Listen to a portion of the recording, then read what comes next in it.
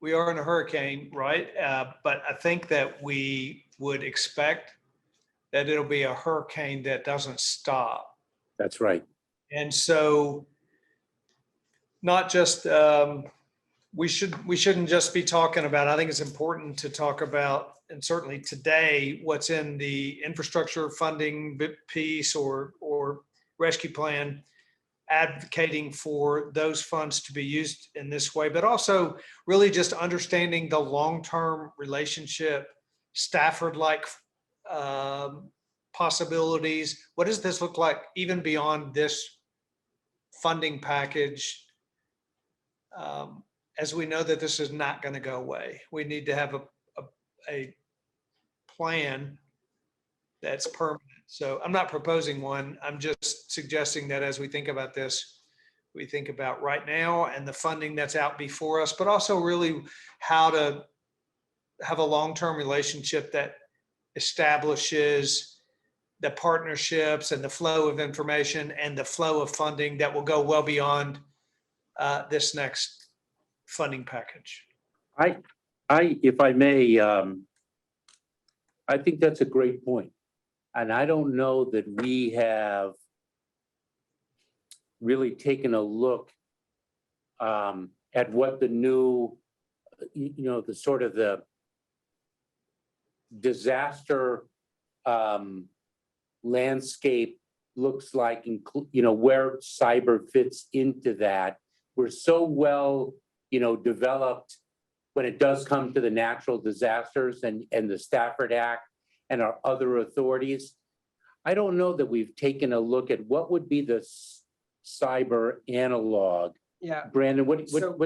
This is a subject that we have been working for the past year and worked with OMB last year to put a small pilot funding in our FY22 budget that's now being considered by the House and the Senate appropriators.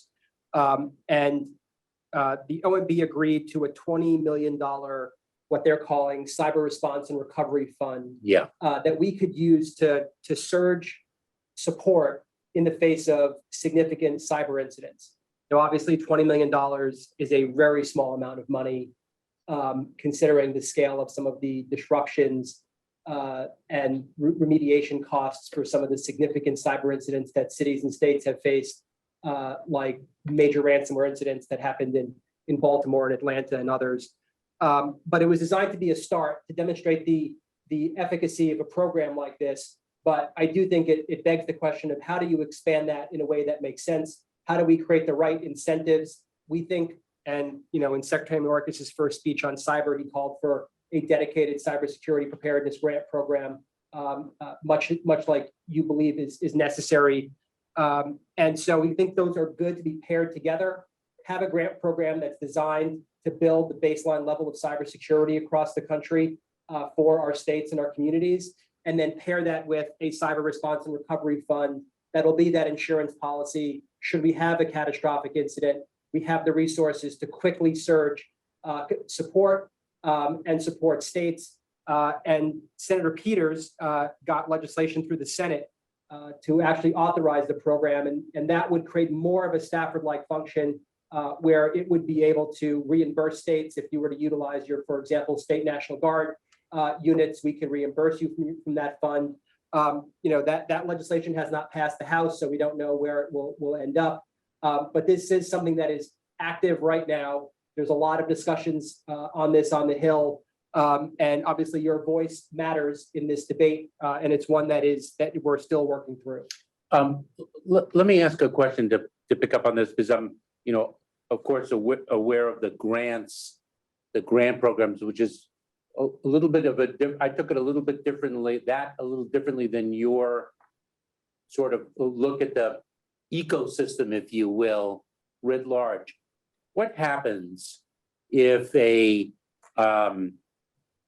small city, a rural town, gets hit by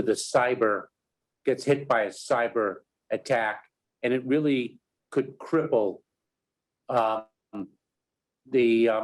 flow of electricity in that small town? I say that because we've seen sheriff's offices, police departments, sometimes in a more, more populated city, but sometimes in these rural towns get hit. But what are the state resources that you have available? And the question is, in a cyber area, what are the thresholds that need to be met for the government, the federal government, to step in? It's a little bit different than the Stafford Act major, disaster declaration. I think we need to think about that type of, how does one define a disaster? What are the thresholds? And what can we bring to bear financially, as well as, through other resources? Yeah. I think we should work on that together. I think that's a really good question, and actually speaks to the question I had of how do we think about this long term and begin to put in place those kind of